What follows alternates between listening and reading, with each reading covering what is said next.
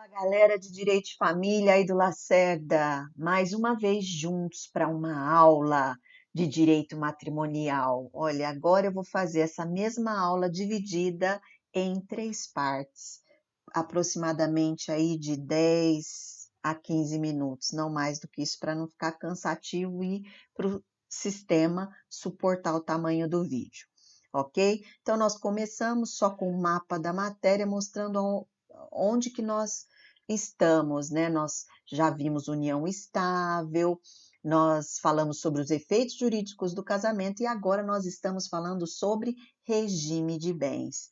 Em aulas passadas, né, nós falamos sobre os efeitos jurídicos do casamento, também em relação ao regime de bens, nós já começamos a falar sobre esse assunto ainda em sala de aula, quando nós tratamos desde o pacto antinupcial, como também a possibilidade de mudança do regime de bens durante ou após o casamento. Então, esse comecinho todo dos slides, vocês já têm disponibilizados para vocês, tratando da questão do pacto antinupcial, e tudo mais, coisas que a gente já falou em sala de aula. Portanto, eu vou só fazer algumas observações, só para trazer a memória para vocês, de alguns pontos muito importantes para a gente continuar e seguir onde a gente parou mesmo, que foi regime de bens, ok? Então, vamos lá. Com relação aos efeitos jurídicos do casamento, nós temos o quê? A criação da família matrimonial, nós temos também a comunhão plena de vida entre os cônjuges, baseada na igualdade, justamente também com os deveres recíprocos, fidelidade, vida em comum, mútua assistência, guarda e sustento, educação dos filhos, bem como respeito e consideração mútuos. Quando nós falamos em regime de bens, nós falamos, claro, que nós temos os princípios, 3 princípios fundamentais norteadores dos regimes de bens, que é a liberdade da escolha, a variedade dos regimes e também da possibilidade de mudança, que é a mutabilidade motivada ou justificada. Ou seja, existe a possibilidade de se alterar o regime de bens, mas desde que ela seja motivada ou mesmo justificada. Por exemplo, eu não posso alterar o regime de bens simplesmente para fraudar credores. Por isso que ela tem que ter uma motivação e uma justificativa. Vamos falar então sobre a questão do pacto antinupcial, ok? Uma questão importante e nós, não sei se nós chegamos a falar sobre isso em sala de aula, que é o artigo 1653, muito importante, porque o pacto antinupcial será nulo se não for feito por meio de escritura pública e ineficaz se não seguir o casamento. Então, eu coloco até um exemplo aqui, um casal celebra um pacto antinupcial por escritura pública. Escolhe um determinado regime de bens, mas não se casam. Posteriormente, passam a viver em união estável. E aí, vai ser válido aquele pacto antinupcial? Olha, eu até trouxe na sequência um julgado, ok? E nesse julgado, embora haja 2 polos nessa mesma questão, ok? Na minha opinião, eu entendo que, uma vez que não houve a efetivação do casamento, como o próprio 1653 diz, torna-se nulo esse pacto antinupcial, torna-se ineficaz. Então, vai valer sim para a união estável o quê? O regime da comunhão parcial de bens. O que eles deveriam ter feito no caso de uma convivência, de uma união estável, é justamente estabelecer, por meio de um contrato de união estável, justamente o regime de bens que nortearia essa união estável, ok? Com relação ao pacto antinupcial, também, para finalizar, é importante dizer que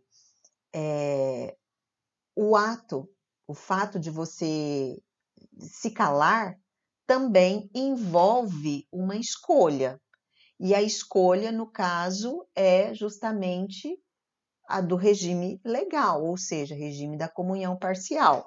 Portanto, se você quiser um regime diferente daquele escolhido por lei, você deve fazer um pacto antinupcial antes de se casar. Lembrando que se não houver o casamento, ele se torna ineficaz.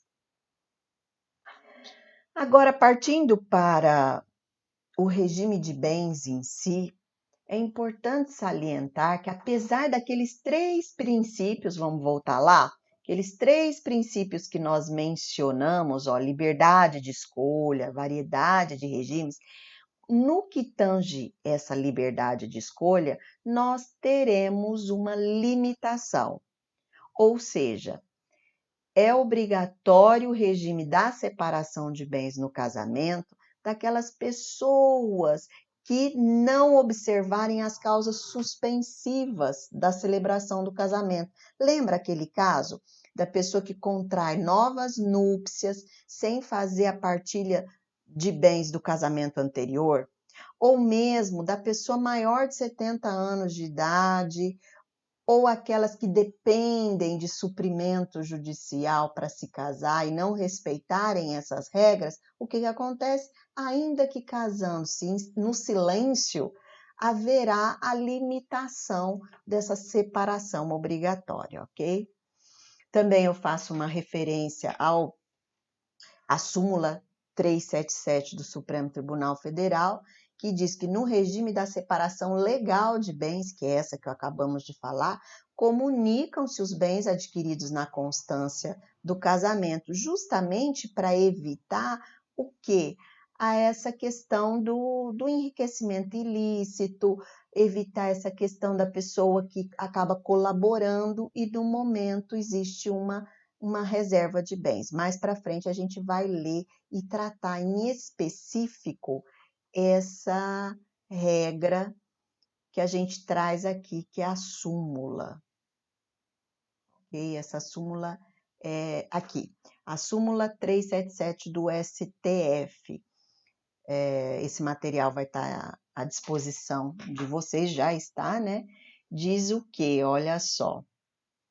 Ele tem aplicado a ementa para o casamento, independentemente da prova do esforço comum. Olha, partilha de bens adquiridos na constância da sociedade conjugal, erigida sobre a forma de separação legal, não exige a comprovação ou demonstração de comunhão de esforços na formação desse patrimônio, o qual é presumida à luz do entendimento cristalizado na súmula 377 do Supremo Tribunal Federal, ok? Muito importante, então, essa questão, ok? Aqui até eu faço a menção de uma série de outros acórdãos que são precedentes, olha só.